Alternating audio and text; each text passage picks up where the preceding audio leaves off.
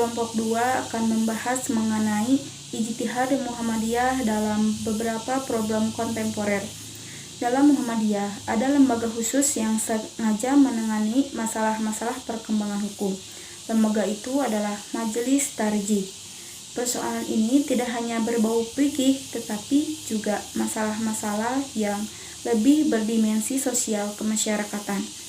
Sehingga tuntutan masyarakat agraris jauh berbeda dengan tuntutan masyarakat industri. Pola kehidupan seperti ini akhirnya menuntut Muhammadiyah untuk menambah tarjih dengan pengembangan pemikiran Islam. Pertama, mengenai gender.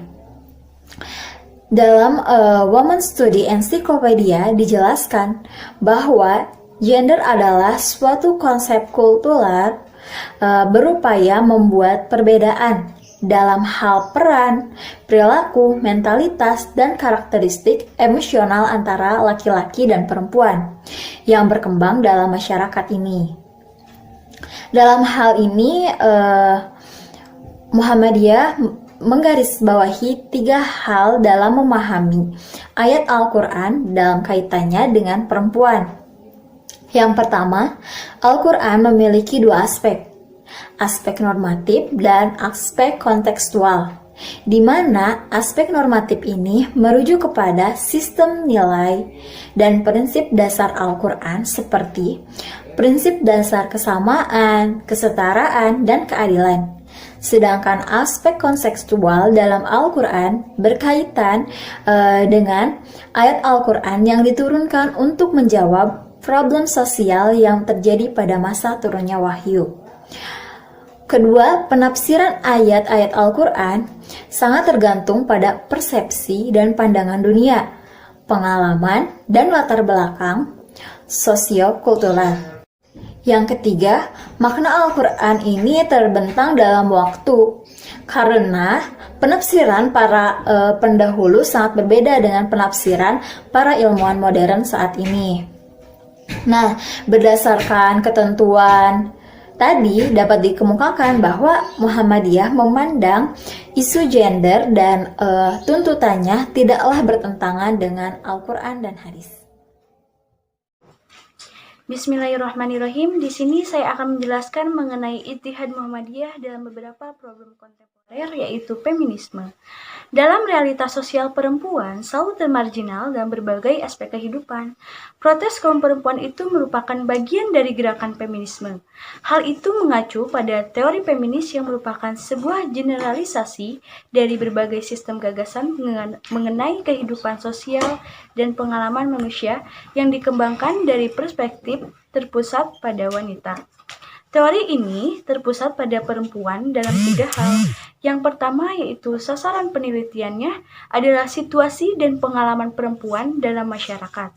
Nah, yang kedua, dalam proses penelitiannya, perempuan dijadikan sasaran sentral. Dan yang ketiga, teori feminis dikembangkan oleh pemikir kritis dan aktivis atau pejuang demi kepentingan perempuan. Dalam uraian ini, Muhammadiyah sebagai organisasi yang juga bergerak di bidang sosial keagamaan dan harus memikirkan ketidakadilan yang dialami oleh kaum perempuan. Jalan keluar terhadap hal itu adalah harus bisa melahirkan sebuah keputusan ijtihad sepanjang tidak bertentangan dengan Al-Quran dan hadis. Hal itu menunjukkan bahwa ijtihad Muhammadiyah telah menambah kepada problem feminisme di Indonesia. Terima kasih. Di sini saya akan menjelaskan mengenai pluralisme. Pluralisme adalah perspektif pemikiran dan gerakan ingin menghapus sekat-sekat primordialisme dalam pola dan proses interaksi sosial manusia dalam kehidupan. Dalam pandangan Muhammadiyah, konsep pluralis dan keberagaman dapat dimajukan oleh beberapa hal. Pertama, pluralisme tidak semata-mata menunjukkan kepada kenyataan tentang kemajemukan, namun juga adanya keterlibatan aktif dengan mengambil peran berinteraksi positif dalam kenyataan kemajemukan itu. Kedua, kemajemukan harus dibedakan dari kosmopolitanisme. Kosmopolitanisme ini menuju pada realitas di mana aneka ragam agama, ras, dan bangsa hidup berdampingan di suatu lokasi seperti di kota-kota megapolis, tetapi interaksi antar penduduk tersebut sangat minimal. Padahal pluralisme harus ada interaksi yang intensif. Ketiga, pluralisme tidak sama dengan relativisme, sebab relativisme memandang setiap agama harus sama benarnya, sedangkan pluralisme mengakui kebenaran agama masing-masing, akan tetapi tidak merasa monopoli dan memaksa kebenaran agamanya kepada pihak lain. Keempat, pluralisme agama bukanlah sinkretisme, yakni menciptakan agama baru dengan memadukan unsur-unsur tertentu atau sebagian komponen ajaran dari beberapa agama untuk dijadikan bagian integrasi dari agama baru. Dengan demikian, pluralisme diisukan oleh Muhammadiyah dalam berijtihad untuk meminimalisasi atau mencegah konflik sekaligus menciptakan harmoni antar pemeluk agama dengan tetap dibanding di atas kesadaran bahwa setiap agama memiliki komitmen yang kokoh atas agama masing-masing tanpa harus mengarah pada relativisme dan sinkretisme. Uraian di atas menunjukkan bahwa Majelis Tajrih dan Tajdid Muhammadiyah mempunyai kemampuan berijtihad mengenai beragam masalah yang dihadapi masyarakat muslim di Indonesia. Hal itu didukung oleh sumber daya manusia dalam Majelis Tajrih dan Tajdid Muhammadiyah yang berasal dari berbagai disiplin ilmu yang berbeda sehingga sangat menunjang keberhasilan ijtihadnya. Yasinan atau tahlilan. Perspektif Muhammadiyah berpandangan bahwa yang disebut bid'ah adalah hal-hal yang baru yang diadakan dalam agama atau ibadah adalah haram, sesat, dan tertolak. Sehingga semua bentuk bid'ah dalam hal ibadah adalah sesat dan tertolak. Adapun al-ibahah yaitu suatu kebolehan, fungsinya dalam Muhammadiyah bekerja untuk tegaknya ibadah yang dituntaskan oleh Rasulullah SAW tanpa tambahan dan dari bekerja terlaksananya muamalat duniawiyah. Sehingga demikian dengan berdasarkan ajaran agama akan menjadikan semua kegiatan perubahan Muhammadiyah untuk dalam bidang ini sebagai ibadah kepada Allah Subhanahu wa taala. Fatwa Majelis Tarjih Muhammadiyah yang dilarang menurut Muhammadiyah dalam pelaksanaan tahlilan adalah upacara yang dikaitkan dengan 7 hari kematian atau 40 hari kematian dan 100 hari kematian. Sedangkan menanggapi alasan diadakannya tradisi tersebut bertujuan sebagai sedekah yang pahalanya ditunjukkan kepada orang yang sudah meninggal. Majelis Tarjih Muhammadiyah dalam fatwanya menyatakan bahwa seseorang manusia itu tidak akan mendapatkan pahala lagi dari Allah Subhanahu wa taala selain pahala dari apa yang telah diusahakannya sebelum dia meninggal dunia. Oleh karena itu, dia tidak akan mendapatkan pahala apa-apa dari Allah Subhanahu wa taala karena dia tidak lagi bisa beramal soleh. Jika dicermati lebih dalam lagi, tahlilan yang beredar di masyarakat luas ini terdapat unsur yang dianggap bid'ah oleh kalangan Muhammadiyah. Seperti yang dimaksudkan tahlilan itu mengirim pahala. Makna dari mengirim pahala ini artinya memberi sesuatu kepada orang lain dengan menggunakan perantara orang lain seperti teman, kurir, atau tukang pos. Jika sesuatu itu berwujud pahala, diketahui makna sulitlah siapa yang menjadi perantara dari mengirim pahala tersebut.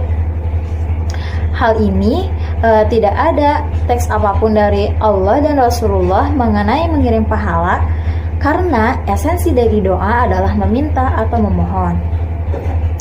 Maka dianggap kirim pahala sebenarnya tidak bermakna.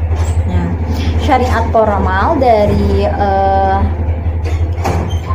meminta ampunan adalah menyalati jenazah. Kemudian An-Nawawi Bantani berpendapat bahwa mengirim pahala ini adalah haram. Kemudian Arsyad Al-Banjari dan Al-Mawais menganggap mengirim pahala ini sebagai bid'ah. Dan Mutaqaddimun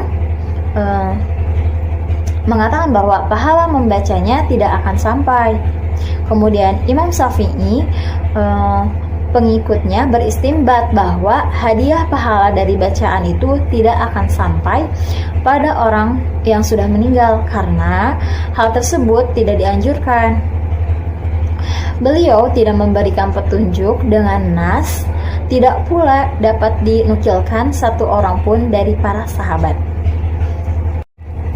Yang selanjutnya dengan maksud sebagai wasilah atau perantara.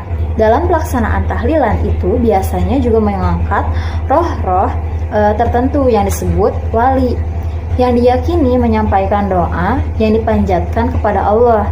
Hal tersebut tidak diajarkan oleh Rasulullah, tetapi pada kitab tafsir disebutkan bahwa perantara itu adalah amal soleh. Dan Allah mengajarkan agar dalam berdoa itu langsung kepadanya. Ini berdasarkan naskah resmi dalam Islam yaitu Al-Quran dan As-Sunnah. Dengan demikian berdoa kepada Rasulullah pun tidak ada syariatnya. Ketika beliau wafat sudahlah tugasnya. Maka umatnya pun hanya perlu melakukan dan mengikuti tinggalannya yaitu Al-Quran dan As-Sunnah. Yang terakhir yang dianggap bid'ah ini adalah makan-makan bersama. Memang hal tersebut dianjurkan dalam Islam dalam maksud memuliakan tamu. Tetapi jika disajikan oleh keluarga jenazah ada hukum tersendiri. Karena hal tersebut tidak dicontohkan oleh Rasulullah, bahkan melanggar sunnah para sahabat. Oleh karena itu, acara berkumpul dan penjamuan hidangan dari keluarga jenazah ini dilarang. Secara formal, Muhammadiyah memang tidak membolehkan praktik kultural yang telah mengajar di daerah itu. Tetapi ada dua perspektif dalam hal ini, yaitu kelompok yang menerima secara terbuka dan kelompok yang dinamis karena menolak secara implisit.